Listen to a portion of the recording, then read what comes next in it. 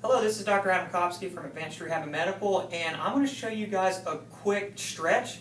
If you remember last week we did Pronator Teres syndrome versus carpal tunnel, and they're highly similar as far as the presentation. So if you look back at that video, please check it out. It's very informative of figuring out, is it really the numbness and tingling down into the wrist area coming from the carpal tunnel, where the nerves are compressed here, or is it coming up higher in the forearm? So if we can really hone in on a clear diagnosis and get that right from the beginning, the patient outcomes and your outcomes are drastically going to improve based on which area we're treating. So one area is, if you look back at that tip, the main tip that I showed you guys was, or told you guys rather, was that nighttime pain. So if this pain is really aching you, waking you up at night, typically that's more classic of a carpal tunnel, especially if the pain is starting just here. However, if you're getting more of that nerve pain starting up higher in the forearm all the way down, then we really need to be honing in and looking at the Pronator Teres muscle compressing that same nerve coming down this way. So one little tip as far as if it is a Pronator Teres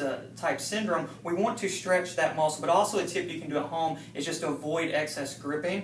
A lot of people that have assembly line jobs or gripping, if they're, say, truck drivers and gripping hard, that's really going to tighten that muscle. So what you do here is you actually keep your elbow right here at your side, and your palm is going to be up. And what you want to do is take this thumb and turn it downward. Okay, that's really going to add tension here. Hold that for a count of 7 seconds right there, and then you want to actually push in right here as an attempt to really tighten the muscle. Hold that for 7 seconds as well, and then release, and then really increase that stretch here.